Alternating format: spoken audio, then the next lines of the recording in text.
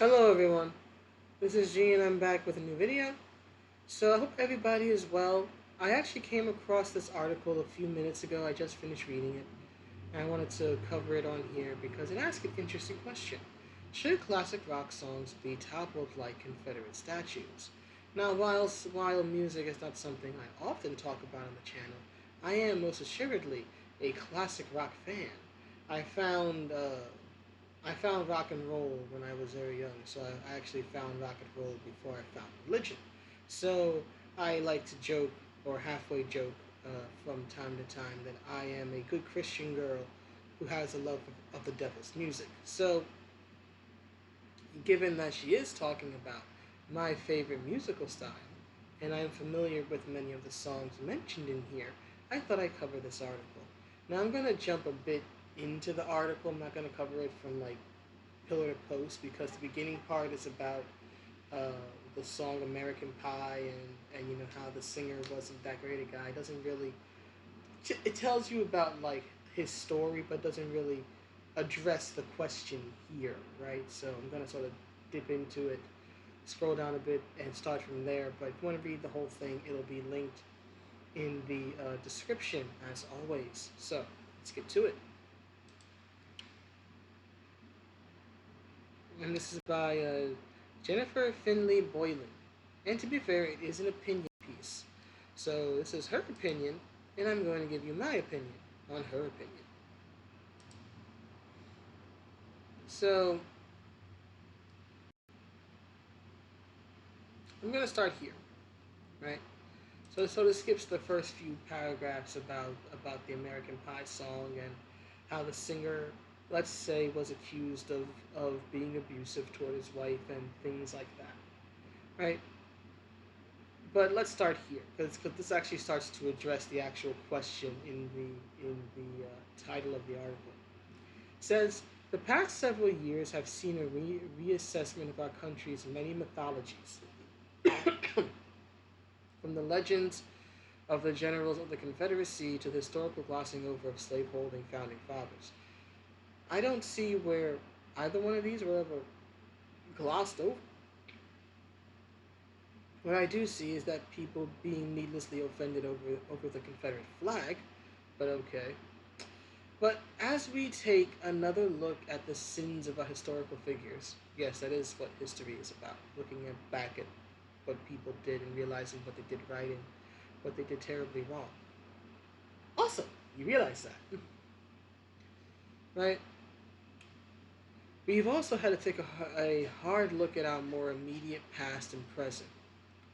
And we don't mention a current thing in this article, but okay. Including the behavior of the creators of pop culture. But you're only examining rock and roll. No pop, no country, no gospel, none of that. No soul, no funk, no R&B. Just rock and roll because rock and roll historically is white people music. But okay. Despite having origins in the jazz and blues and rockabilly scene and all that, it's still seen as white people music, despite the emergence of Jimi Hendrix, right?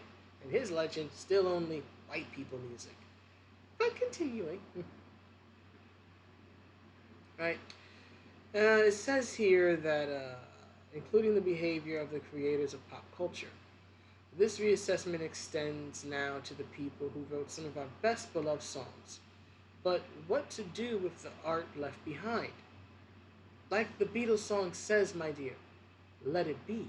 But anyway, uh, I can I still love their music even if I'm appalled by the various events in the lives of Johnny Cash or Elvis or Jerry Lee Lewis, or by Eric Clapton's racist rants and anti-vaccination activism.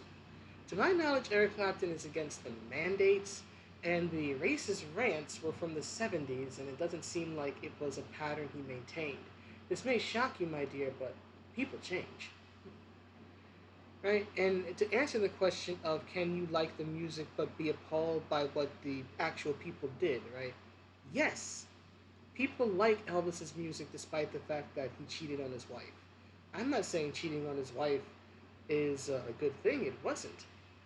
But Little Less Conversation's a bop of a song. I'm not gonna stop listening to it because he was unfaithful or had a drug problem and died at 42. Those are tragic events in his life. And I feel sorry for him and for his, wife and for his daughter, right? But yeah, what do you want? People are not perfect. People are terribly flawed. And when you live a life in the public eye as these type of artists do, all of your flaws are magnified. So, what do you want? Of course, there is no easy answer here. Even Miss McLean, which was mentioned earlier about the whole American Pie thing, it doesn't think American Pie should be banned from playlists like some other pieces of classic rock produced by disgraced musicians. Gary Glitter's Rock and Roll Part 2. Scroll, scroll, scroll. There we go. Where was that Gary Glitter? Where is it? Okay. Gary Glitter's Rock and Roll Part 2, more popularly known as the Hey song. When it goes da da da, hey! That one, right? For instance, was pulled from airplay after the musician was convicted of possession of child pornography and a series of sex abuse offenses against young girls. I actually do remember that story. And if I remember correctly, part of the reason it was pulled is, first of all, the public relations issue because so many sporting events, in particular football, would play the song, but also because there were concerns about him being able to profit off of the song, right? To my knowledge, it was those two things were the principal reason why the song was pulled from the airwaves. They didn't want him being able to make money off of it while he was in prison. But continuing, instead, Miss McLean told me she feels we should reconsider how we elevate these artists. Well, I agree, we should never elevate the artist, but that's exactly what fame does. David Bowie, wrote a song about it, right? Makes a man hollow, right? Makes him has a fame, takes a man, makes him hollow. Fame. Something about hard to swallow. I forget. But many artists have noted what fame did did to and for them, both positively and negatively. So yeah, should we elevate? No, especially from a religious standpoint. To elevate someone to the way that we elevate musical artists typically, or any sort of celebrity, is basically idolatry, right? But that's fame. That's what happens when millions and millions of people come to admire you to an unhealthy degree. What are you gonna do?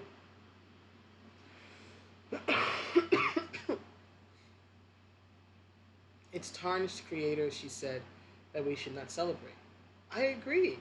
I agree that we shouldn't celebrate them, but people will celebrate them regardless. Because again, this is what people do. We're always looking to celebrate or elevate something or someone that is, in a way, greater than ourselves. This is why we elevate, actors, actresses, singers, all types of entertainers, because they are better than us in some fashion. But anyway, in other words, the problem with American Pie isn't the song, it's the singer. American Pie remains a great song. I was never particularly a big fan of it, but okay. In 2016, the Library of Congress selected the original recording for preservation in the National Recording Registry. Fair, fair. For those who don't know, the song American Pie is actually a pretty sad song because the song is about a tragic event in, I think, from the 50s called The Day the Music Died, which is when there was a plane crash and three major musical artists of the time were in the plane and did not survive. That was Buddy Holly, the Big Bopper, and Richie Valens, who, despite the name, was actually a Latino. La la la la la la bamba. That's him. So, for those who didn't know, that's what the song is about.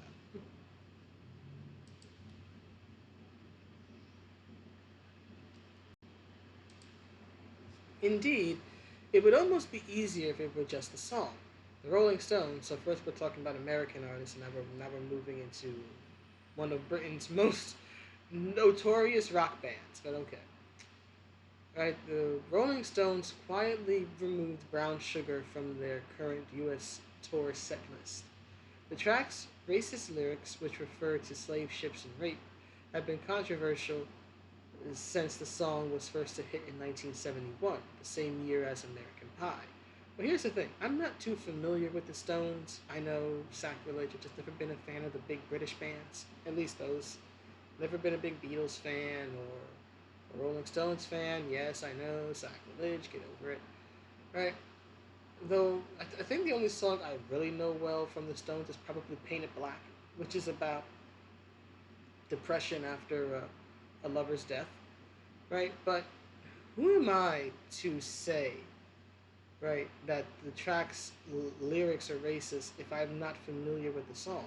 That would be like somebody who is unfamiliar with Iron Maiden, which is one of my favorite bands, right? Being unfamiliar with Iron Maiden and hearing that the song "Run to the Hills" has a line that says, "The only good engines are tame." Right? If you isolate the song, sorry, isolate that line from the rest of the song, yeah, you could argue that it's a racist line. But if you put it in context of the song, which is highlighting the brutality, right, of the white settlers, the white soldiers coming in and destroying Cree the Cree tribe, you realize that it's a depiction of the mindset, right, of the white soldier as depicted in the song, right? So, who am I to say that brown sugar is racist when I don't have the full content or context for the song? You're saying it's racist. You're saying it's controversial. I wasn't around in 1971. It would be a good decade plus before I would come to exist. And again, not being a big Stones fan, I can't speak to the song or its meaning. Let's use a '90s example, "Sex Type Thing," right, by the Stone Temple Pilots. That's a villain song sung from the perspective of a rapist. That doesn't mean that it's a pro-rape song. It's used to highlight the mindset a person like that has, and it has the line, you shouldn't have worn that dress. Again, if you isolate that line and take it out of the broader context of the song, it sounds like a sexist statement, right? Blaming the woman for what happened to her, right? Victim blaming. It's not. Scott Weiland actually wrote the song after his girlfriend at the time told him what happened to her being raped and what she was told, like what the rapist said to her. He wrote a song about it to highlight the disgusting mindset a person has to have to do such a thing. But of course, people did not actually listen to the song, which is something that was noted, and they just went crazy over the line and the title of the song. This is something that also Nirvana ran into a lot in their day, right? I think even the song "In Bloom" covers it to a certain degree, right? He knows not what it means when I say yeah. But anyhow, rant over. And yet the guitarist Keith Richards, I can't believe Keith Richards is still alive, when asked about the removal, seemed a little uneasy with the decision. I'm trying to figure out with the sisters quite where the beef is. Didn't they understand this was a song about the horrors of slavery? Again, right? So according to him, it's not, a pro-slavery song, right? He's not saying it's a good thing. He's saying it's about the horrors of slavery. And yes, rape was one of the horrors of slavery. Right? In this case, I'm going to lean more toward Keith because he's the one, who was actually there when this song was written and had been playing it for the past 40, 50 years. I think he would know better than you, lady. There's a lot of things that I revere about Brown Sugar, and Mr. Richards' guitar riffs not least. But I can tell you that in 50 years, it has not once occurred to me, honey, you're saying you're 50 years old or older. That portrait of you didn't look like that. So either you're lying or you chose a picture from when you were younger. But okay. But I can tell you that in 50 years, it has not once occurred to me that this song might even remotely be about the empowerment of black women. Maybe it's not. I don't know. All Keith said is that it was about the horrors of slavery. It doesn't automatically mean that it's going to be about the empowerment of black women. Besides, the Stones are known for offending people. Do you know how many religious folks were offended by the song Sympathy for the Devil? Right? Pleased to meet you. Hope you guess my name. But here we go. Right? If the Stones don't know why the song has to go, does simply removing it from their tour sheet go far enough? Well, again, the question is, lady, does the song have to go? I don't see why it has to. If you're offended by the song for whatever your reasons, don't listen to it. We live in a day where we can literally go on YouTube and pick individually which song we want to listen to. Heck, you can even go on Google Play or iTunes or Spotify or however you get your music and literally pick which tracks you want. Back in, ye olden days of, CDs and cassette tapes, when you got an album, you got the whole album. You didn't have a choice, right? You may have wanted you might have bought an album for exactly one song, and now you're stuck with its like other 9, 10 tracks that you didn't have much interest in, right? Now you can just literally go and just say, I want that song, and I want that song, and I want that one, I'm gonna skip this one, right? You don't have to listen to Brown Sugar. That doesn't mean, though, that it should be removed from their set list, because you know what's happening? There are many more people in America and beyond who like the song Brown Sugar and who would like to hear them perform the song live than there are people who are offended, and now basically the offenders win. If the Rolling Stones keep the song off of their U.S. tour list, that means that all the people who like the song and who, I would imagine in part, go to the concert because they're hoping that, hey, maybe they'll do Brown Sugar live. I'd love to hear that. Now they can't. You're depriving others, right, because of your personal offense. That to me is just unacceptable. We all have songs from artists or bands that we don't like for various reasons. If they play that song, plug your ears. Go to the bathroom. Stroll on your phone. Do something else. But don't deprive people of something they like just because you don't like it. That makes absolutely no sense to me. And I think the Stones in this particular case made the wrong decision.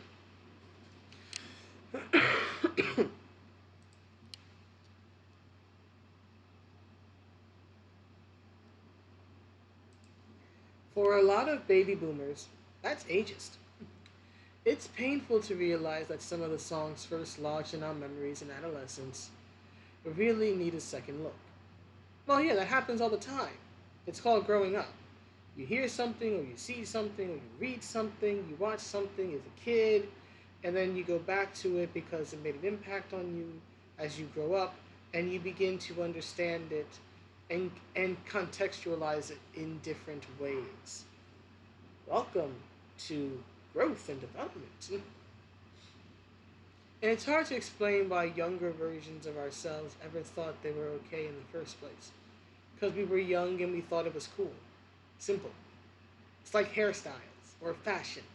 You look back at a picture from like 10, 20 years ago and you're like, oh God, why did I wear that? Why did I do my hair that way?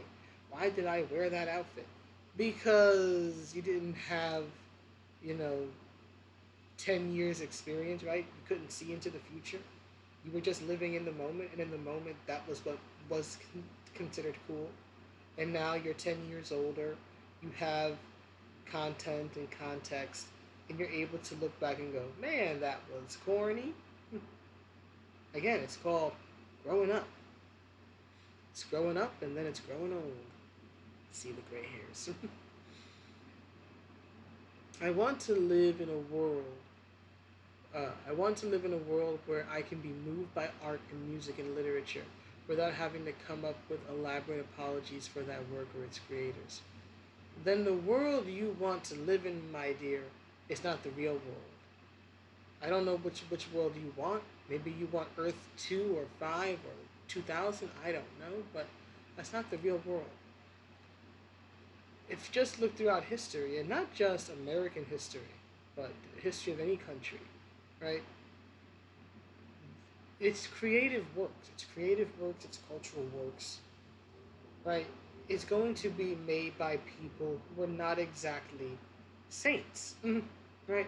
Not exactly always what you would call a good, upstanding citizen. A lot of them have emotional problems. A lot of them are not good at relationships. A lot of them commit crimes. A lot of them have substance abuse issues. And that's always been the case. As the song says, nice boys don't play rock and roll. If this bothers you, don't listen to rock and roll. But anyway, but does such a work exist? It's hard to think of some of our greatest artists without also thinking of their messy, sometimes destructive lives. Fair. In many cases, it's the very chaos of those lives that has helped create the art. Indeed. It's easy to romanticize that chaos and to ignore the wreckage artists can leave in their wakes. I kind of agree, but also if you're smart enough to realize that drugs are bad, right? You'll look at their lives and realize, hey, the price of fame and success is too rich for my blood. I can say personally that I grew up watching shows like Behind the Music, and that taught me from a very young age that, yeah, the fame and money ain't worth it. The fame and money ain't worth it. I have enough problems. I don't need a drug and alcohol addiction on top of it. So actually, I took those examples, and of course examples from other things, especially pro wrestling, which is well known for its especially in the '80s and '90s, rock and roll, sex, drugs, and rock and roll type lifestyle. My favorite wrestler, Shawn Michaels, was an admitted drug addict, right? So you can either listen to a person's story and learn the wrong lesson, which is this is awesome, this is what I should do, or you can listen to their story if they're alive to tell it, right? And realize, oh dang, man, you went through a lot. You made a lot of mistakes. I'm gonna learn from this so that I don't make the same mistakes you did. Let's learn from the cautionary tales, people. Let's learn from them. Don't repeat them. Learn from them. Right? It was Don McLean in American Pie who asked if music can save our mortal souls. No, that would be God if you're the religious type. But they can soothe the savage beast, which is a human. But continuing, my guess is probably not. But it can help us to time travel. Fair, fair. And not only to our adolescent past. Maybe reconsidering those songs and their artists can inspire us to think about the future and how to bring about a world that is more inclusive and more just. But music's always been doing that. Music is how people who are different in every other way have been uniting. Music is how Daryl Davis more or less infiltrated the Ku Klux Klan and got some people to leave. Music's always been that great unifier because a good song speaks to the heart of humanity and it speaks to uh, just the universal experiences, right? Both positive and negative, right? Everybody gets their heart broken. Everybody, does something dumb. Everybody's looking for forgiveness. Everybody gets angry. Everybody has sex or wants to have sex. Well, except for maybe the asexuals, right? They're looking at someone going, but it's okay. The vast majority of humanity experiences these things or wants to experience these things, right? And this is why entertainment brings people together because it's the one thing we all have in common. So, uh, artists have always art, I should say, have has always been bringing people together. I've met some of my closest friends because we were fans of similar genres of music or similar bands or other things, right? Being fans of pro wrestling or certain types of video games and all of that stuff, right? We were people who were different in every other way: gender, age, ethnicity, background, all that stuff. But we both like Queen, and this is what's and this is the beginning of a beautiful friendship. So music's already been doing that, bringing about a world that is more inclusive and more just. Because music often points out in stark detail the issues in society.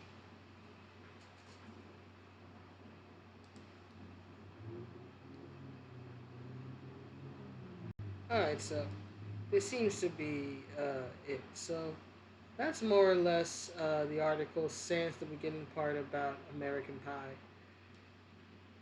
But here's the thing, lady. Here's what I want you to understand, Miss Boylan. I look at it like this.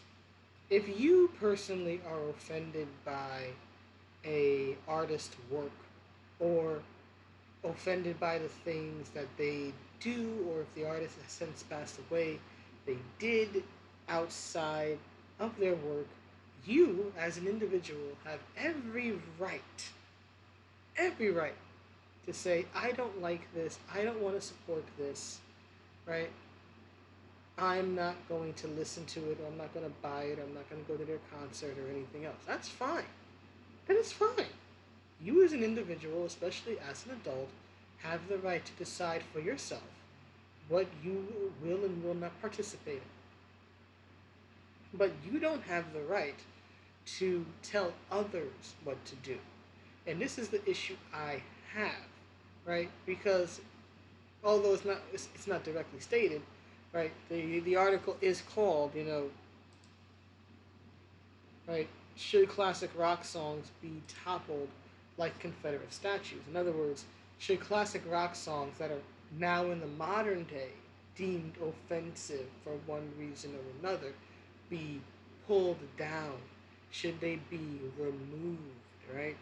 And you see this again when she mentions how Brown Sugar is no longer on the U.S. set tour for the Rolling Stones. This is not about simply saying, is this song good or bad? You know, is this song objectionable or not? It's saying this song because in the modern day it's seen as problematic, right?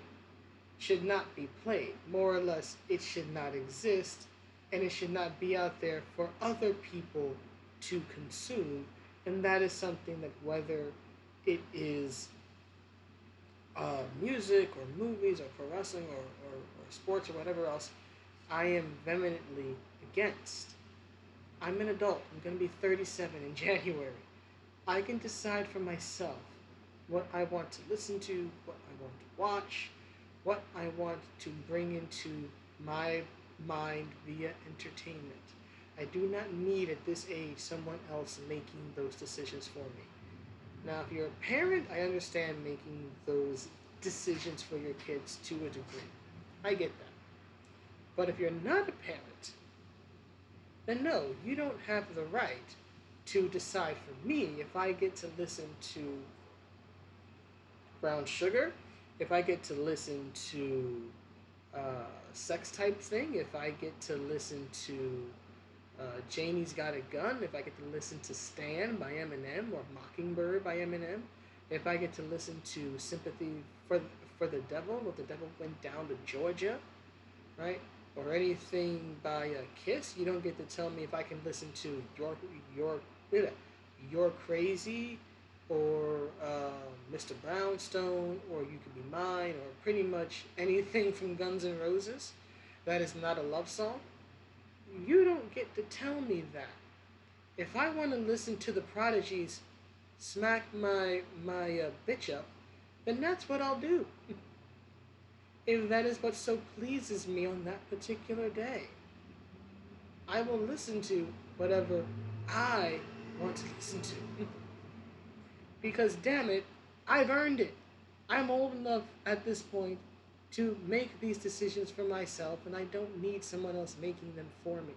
I will decide for myself whether or not my sensitivities will allow me to listen to a particular song by a particular band or any other artist. It can be music, movies, TV, sports, whatever.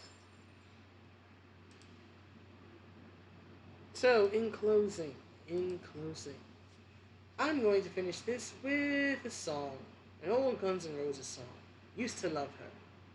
I used to love her, but then I had to kill her. She's buried in my backyard, and I can still, I can still hear her complain. Anyway, that's the video. Please let me know what you think, and I will see you all in the next one. Have a good day, and wherever you are.